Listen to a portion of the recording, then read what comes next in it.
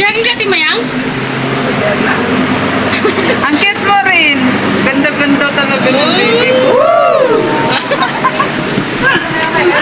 Hala, hindi ko na nakita. Pauwi na kami, guys. Ngayon na ako ulit nag-video. So, ito si Sir Asho. Nag-video siya. Sa yung kapalitan ko. Pauwi na kami nila kumari ko. Ikaw kasi may hawak na ano. So, guys, pauwi na tayo. Mga day shift yung kumaring lady guard. Di pa na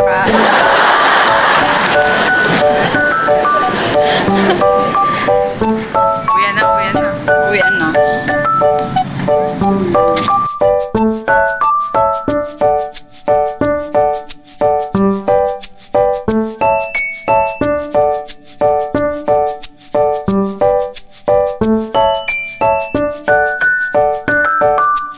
Ayan mga mare, uwian na yung mga kumare yung lady guard. As usual mare, dumaan na naman ako sa Sandigan para bumili ng mga gulay na aking lulutuin sa aming hapunan. O diba? After 12 hours duty mga mare, pag nanay ka, wala talagang pahinga mga mare.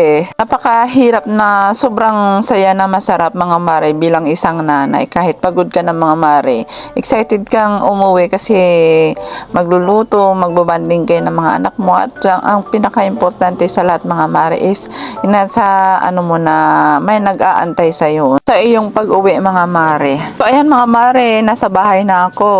So ayan, o di ba mga mare, hindi ka ba magiging masaya pag ganyan na may nag-aantay sa iyong isang anak, yung mga mahal mo sa buhay. So ayan si Gia mga mare, nagpe-prepare siya ng aking lulutuin na pakbet. So, ayan. Siguro naman nakita nyo sa mga binili ko, mare, is mga gulay na pang pakbet sa Sandigan. So, dyan sa bahay, mga mare, is may bunga ng malunggay. Yung hinarvest pa namin dyan sa kapitbahay. Natuwa ako, mare, kasi yung pritong isda ni GM is ano na siya, mare, hindi siya durug-durug. So, marunong na siya magprito ng isda. Buo na siya. Hindi kagaya noon na pinaprito ko siya ng tilapia, mare. Ano siya?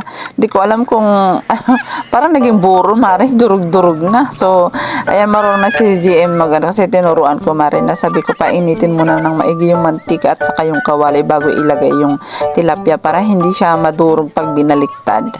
So, ayan mga mare, tinulungan ko na rin si GM balat ng bunga ng malunggay kasi hindi pa niya tapos balatan lahat. Sabi ko kasi mare, balatan niya na lahat kasi masasayang lang din yun at malalanta. So, ayan, habang mare, parating na pala ako, ininit na niya yung yung carbonara na natira sa bahay para daw makapagmerienda ako. So, ayan, nung habang nagbabalat kami is may pansit siyang kinakain dyan. Hindi ko alam kung para sa akin talaga, mare, o para sa kanya talaga kasi halos siya naman lahat yung nang-ubos mga mare.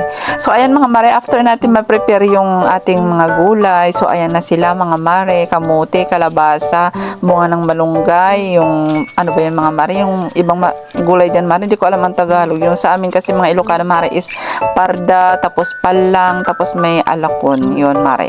Tapos yan mare, nag-ano na rin ako ng mga rekado natin, sibuyas, bawang, luya, at saka ng yung pangsahog natin na tilapia.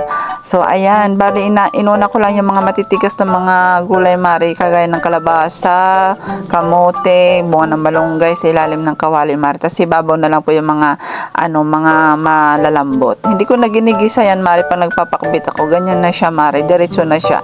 Nilalagay ko na lang lahat-lahat ng mga gulay, pinaghalo-halo ko na. Tapos sa ibabaw mare ay mga ricado. Tapos yan mare yung tilapia. Tapos nilagyan ko ng pork cubes mare para mas malasa siya. Tapos ng magic sarap.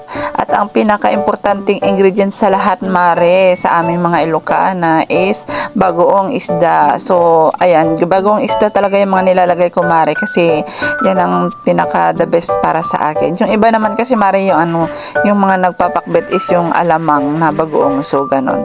So ayan na siya mga mare. Ito na ang ating ulam.